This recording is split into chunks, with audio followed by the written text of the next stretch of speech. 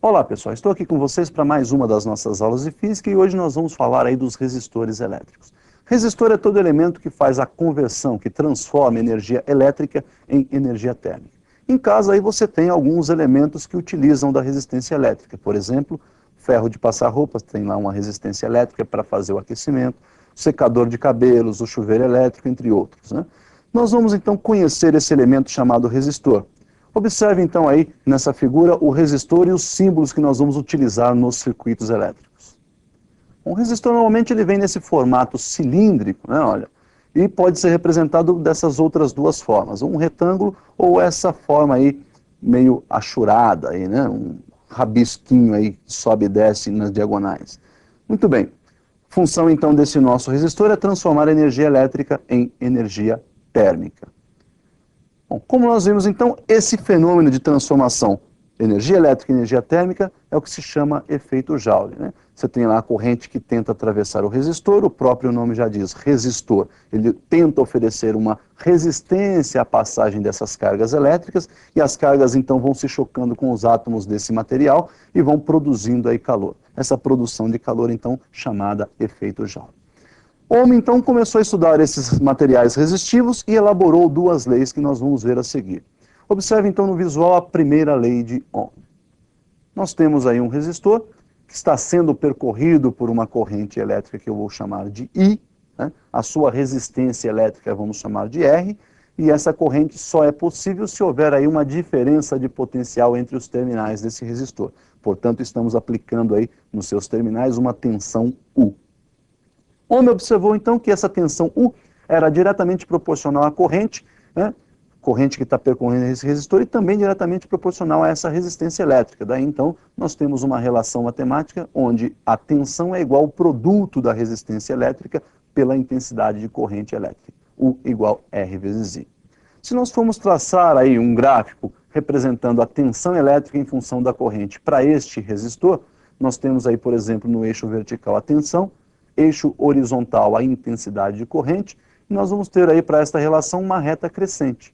Então nós temos aí uma reta que passa lá pelo cruzamento dos eixos e vai crescendo, né? Conforme aumenta a corrente, aumenta também a tensão.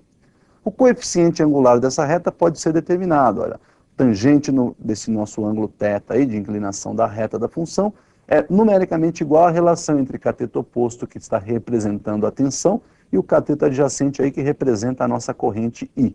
U dividido por I. Se trocarmos esse U aí por R vezes I, nós vamos ter então na relação RI dividido por I. Simplificando I, nós chegamos à conclusão que a tangente de θ é numericamente igual à resistência elétrica do resistor. Então nós vimos aí a primeira lei de Ohm que relaciona a tensão aplicada à corrente que percorre o nosso resistor e a resistência elétrica do resistor. Não esqueçam que essa análise foi feita por Ohm, mantendo sempre constante a temperatura do resistor. Por isso ele considera a resistência constante. E aí ele começa a analisar outros tipos de materiais resistivos e começa a fazer comparações entre áreas, o diâmetro do material, comprimento do material, tipo de material, e elabora a sua segunda lei. Então observe aí a segunda lei de Ohm nesse visual que eu preparei para vocês.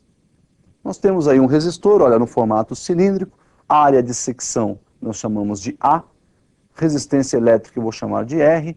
Esse material possui uma resistividade, então nós temos materiais que são mais resistivos, materiais que são menos resistivos. A resistividade nós vamos representar pela letrinha grega ρ, né? E tem aí um comprimento do resistor que nós chamamos de L. Então olha lá, A é a área de secção transversal, L é o comprimento desse material resistivo, ρ é a resistividade desse material e R vai representar a resistência elétrica desse nosso resistor. Segundo Ohm, então, a resistência elétrica ela é diretamente proporcional à resistividade, ou seja, quanto mais resistivo for o material, maior a resistência que ele oferece. É diretamente proporcional ao comprimento desse material, consequentemente, quanto maior for o comprimento, maior é a distância que as carguinhas devem percorrer. Consequentemente, maior será o número de choque entre as carguinhas elétricas e os átomos desse material. Portanto, quanto maior o comprimento, maior a resistência elétrica. E inversamente proporcional à área. Você aumentando a área, aí você então facilita a locomoção dessas cargas elétricas, então você reduz a resistência elétrica. A unidade de resistência elétrica, em homenagem então ao criador das duas primeiras leis, primeira e segunda lei, vai aí para o ohm. E nós vamos representar pela letra grega ômega, que é essa aí que parece uma ferradura, né? Então a unidade de resistência elétrica é ohm. Então nós vimos aí as duas leis de Ohm para os resistores elétricos. Não se esqueçam que o resistor é considerado resistor ohmico quando a temperatura é constante, ou seja, quando ele vai ter então aí a resistência constante. Tudo bem? Bom, nós vamos agora aprender como associar esses resistores, né? Para efeitos aí práticos, nós podemos associar esses resistores em série e em paralelo. Observe então como é que nós vamos fazer essa associação em série. Bom, na associação em série nós temos aí um resistor após o outro, e observe então que a corrente que passa pelo primeiro resistor é a mesma que vai passar pelo segundo, é a mesma que vai passar pelo terceiro. Ou seja, na associação em série, a corrente elétrica é comum a todos os resistores que estão associados.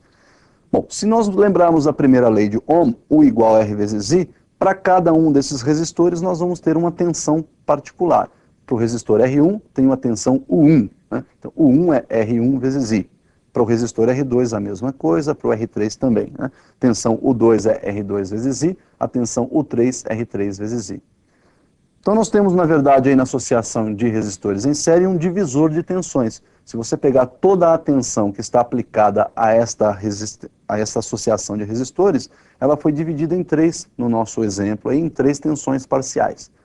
Nós temos então que a tensão total é o somatório das tensões parciais. A tensão total, então, seria a soma de U1 mais U2 mais U3.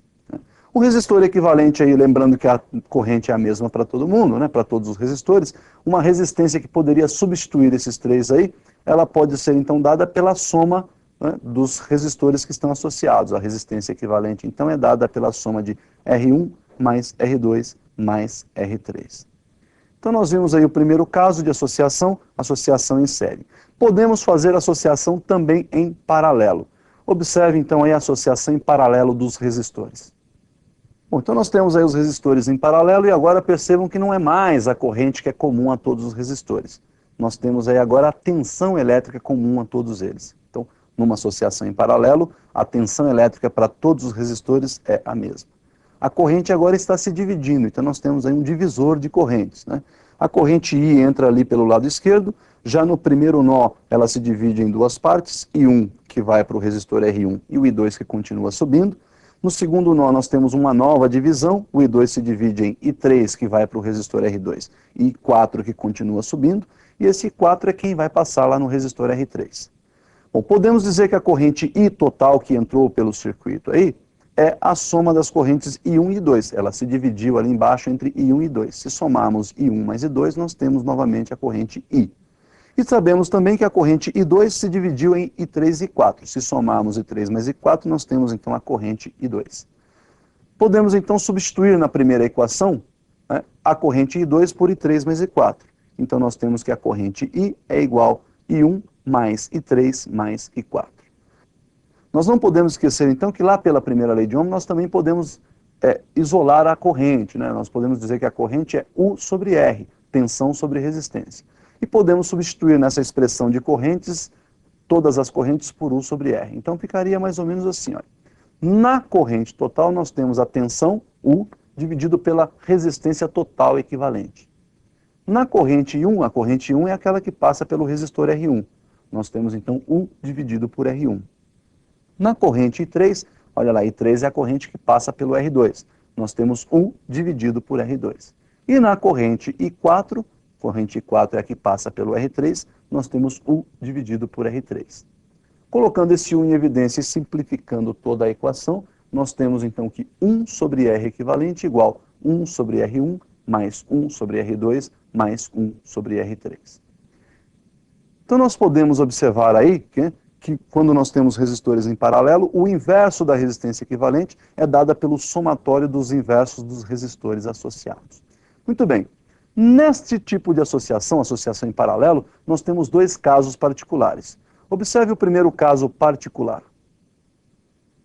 No primeiro caso particular, nós fazemos uma associação de dois resistores. Sempre que tivermos dois resistores, e este caso só vale de 2 em 2 resistores, nós podemos